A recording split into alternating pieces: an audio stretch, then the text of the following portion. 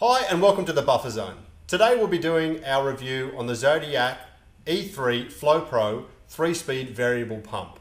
Comes with a 3-year warranty. It's an in-field warranty, but also comes with the usual exclusions for a pump of its type. Let's start off with the pros. It has a 3-speed adjustable setting. So you have 3 speeds which you can designate for whatever rotations per minute you desire. And you have those 3 selections in eco, medium, and boost modes. This particular pump boasts one of the quietest operations. So in terms of its output of noise is effectively less than 50 decibels in eco mode, which is incredibly quiet for a pump that is functioning to move the water around your pool. This pump also comes with an 8-star energy efficiency rating. So essentially in eco mode, you are talking about 160 watts per kilowatt hour. That might be a bit confusing, but 160 watts isn't enough to cook your toast in a toaster. So very low consumption of energy when used in the eco mode. Something else that's a pro for this particular product is with the barrel unions, which are externally threaded, it also has some nice internal threads. These are 50mm female threaded unions, which allow for a technician or an installer to install it as a hard plumb. That may not mean anything to you, but in terms of us installing it into a particular environment, having the unions on there might be one thing, but if you happen to run into an issue and you need to replumb this pump in, it gives us the opportunity to be able to plumb directly into the suction and into the discharge of the pump, making it pretty simple and pretty easy for us to do. Something else to touch on also is the lid. It's a 1/4 turn bayonet lid, really easy. Also comes with a really deep basket, good for the amount of debris that you might get in your pool, but nice and easy to remove and also to seal back up again. Okay, now let's get into the cons. Just like any other energy efficient or variable speed pump, this pump is not ideal for all applications. There are numerous environments where this will provide you the adequate filtration, pressure and flow rate that you require, but not all applications will allow for a variable speed or an energy efficient pump. That's not particular to this pump, that is the same for all in its class. Something that we've noticed when we've been on site with these pumps is that whilst it's not so much of a con, that the baskets we found need to be correctly located inside of the wet ends. If they are not located correctly with a little notch inside, which are clearly indicated, if they're not located down and then the pump is put back on top, they will not secure correctly.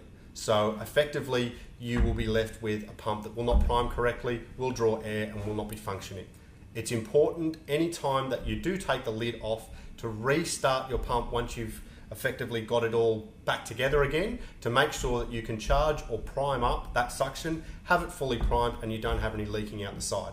We do attend to a lot of things where people will say that they have a problem, we get there, find the basket is not located correctly, we put that into position, put the lid back on, prime it back up and everything's back to normal again. So just something to keep in mind. Something else with any of the energy efficient pumps, variable speed pumps, and even some chlorinators and control boxes is that there's lately been a large inclusion of PCB units, which are control boards or control modules that run these machines.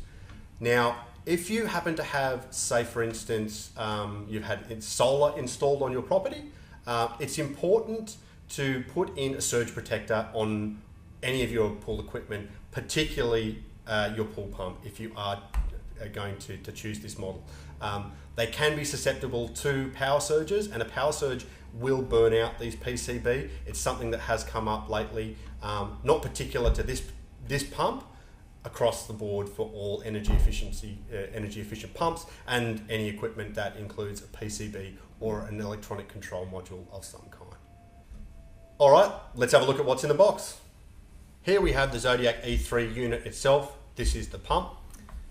We also have the large lint pot basket, which inserts into the front. It comes with the 2 barrel unions for the suction and for the discharge.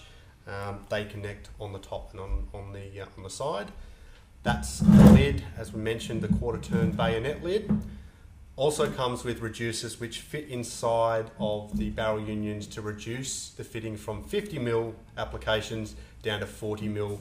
Most residential installations are 40mm, so those reducers will be required for your installation. So in summary, the Zodiac E3, when set up correctly by your installer or technician, will give you a range of benefits, from reducing your costs in terms of running the pump. It will also reduce your noise output, as we touched on. It does boast, as the company says, one of the quietest, or if not the quietest motor on the market. We did mention before that in eco mode, this runs at less than 50 decibels, whereas a normal dedicated 1 horsepower pump is incredibly noisy in comparison. So definitely something to keep in mind if you are looking at purchasing an energy efficient pump, more so if you are looking at the E3. Something else in our summary to look at would be council incentives. It does seem to be quite broad in here in New South Wales that your local councils are providing rebates for people who will replace their existing pump with an energy efficient or variable speed pump. You would need to check with your local municipality to see who's actually offering that rebate and how much, and whether you fall under that bracket. But we have customers who are getting excellent savings from switching to a pump, and in effect their rebate is reducing the cost of purchasing the pump almost down to the normal price of a standalone or dedicated pump. Thanks for swinging by the Buffer Zone. Feel free to check out any of our other videos. We'll see you next time.